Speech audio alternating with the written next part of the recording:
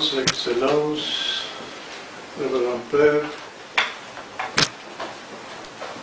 Mesdames et Messieurs, j'aimerais commencer avec l'expression de ma profonde gratitude au recteur, au doyen et au conseil professorial de l'Institut de théologie orthodoxe Saint-Serge pour leur décision de conférer à mon humble personne le titre de docteur honoris causa. Je considère ce geste comme l'un des plus grands honneurs jamais reçus. Et c'est avec une émotion profonde que je l'accepte. L'honneur que vous m'accordez en ce moment vient d'une institution qui a apporté une contribution décisive à la théologie dans notre temps. Qu'est-ce que la théologie serait aujourd'hui sans contribution d'un Georges Florovsky, d'un Vladimir Lossky, d'un Serge Bulgakov ou d'un Nicolas Afanassiev, pour dénommer que quelques-uns de ceux qui ont enseigné dans cet institut. Ces noms ont mis leur sceau indélébile sur la théologie contemporaine, à un tel point que la partie majeure de la théologie du XXe siècle, orthodoxe aussi bien que non orthodoxe, est dans un certain sens un commentaire sur le travail théologique. Personnellement, j'ai eu le privilège de rencontrer l'un de ces grands théologiens, à savoir le regretté Père Georges Florovsky, avec qui j'ai étudié à l'université de Harvard et dont l'influence sur ma pensée a été décisive.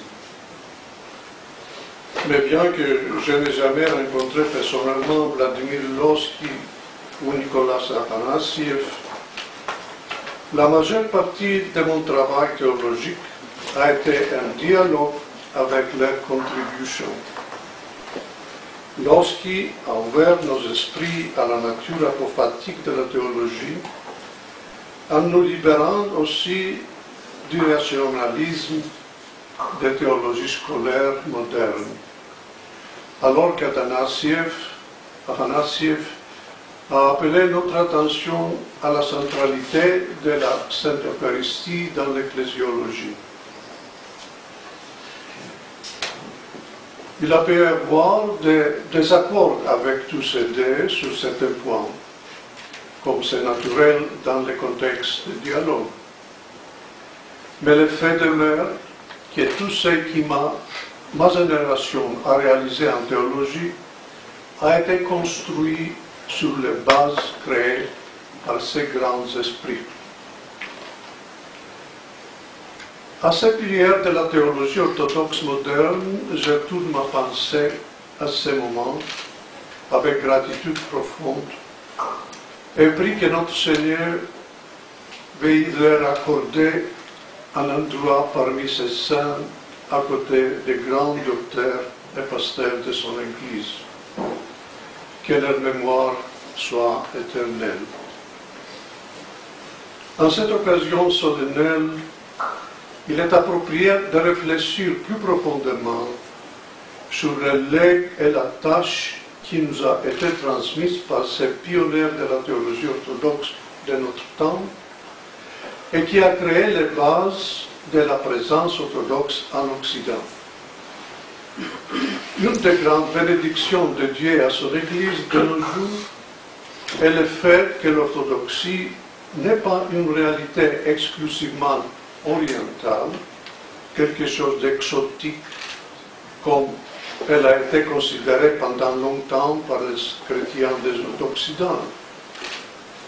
L'Église orthodoxe est maintenant plantée profondément en Europe occidentale et en Amérique, et contribue au témoignage de l'évangile chrétien en ces parties du monde d'une manière impressionnante. Les contributions suivantes de la théologie orthodoxe occidentale devraient être soulignées notamment. Premièrement, la théologie orthodoxe occidentale a rendu l'orthodoxie non seulement mieux connue en Occident, mais également profondément respectée. Des penseurs orthodoxes comme Nicolas Berdiaïev et par la suite Olivier Clément ont entamé le dialogue avec la pensée philosophique occidentale, alors que des théologiens comme Florovsky et Lossky ont amené la théologie orthodoxe au centre des discussions œcuméniques. Ce ne serait pas une exagération de dire que le Concile Vatican II a non seulement pris en considération la théologie orthodoxe, mais aussi qu'il a été considérablement influencé par elle.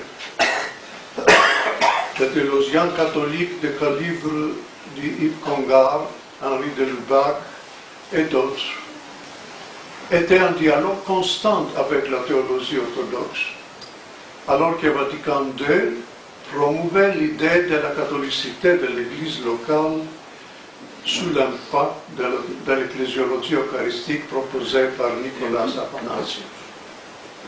La théologie orthodoxe occidentale a amené l'Église orthodoxe au centre du dialogue œcuménique de notre temps. Deuxièmement, plus précisément, la théologie orthodoxe occidentale a contribué à une grande appréciation de pneumatologie dans la pensée théologique. Des théologiens comme Paul Evdokimov, le regretté Nikos Nisiotis et le père Boris Bobrinskoy ont critiqué les tendances christomonistes dans la théologie occidentale et ont rendu plus conscients les orthodoxes même de l'importance de l'Esprit Saint pour la vie de l'Église. Ceci a eu des conséquences importantes, non seulement au niveau de la théologie, mais également à celle de la spiritualité et du culte dans toutes les communautés chrétiennes. Troisièmement, un autre secteur important de la théologie orthodoxe occidentale, issu notamment des cercles théologiques de cet institut ici, est en rapport avec la promotion de la théologie de Saint Grégoire Palamas. Ici encore, Vladimir Lossky doit être mentionné pour sa contribution au niveau théologique, tandis que le regretté Jean Meigendorf élaborait la première édition critique des travaux de Palamas, ainsi que de nombreuses études sur la théologie de ce père grec. Un immense intérêt pour le sikhisme a suivi partout dans le monde orthodoxe, avec des éditions critiques des textes de Palamas, par le regretté professeur Panayotis Christou en Grèce, et d'études théologiques en Roumanie par le regretté père Staniloae sur la théologie efficace.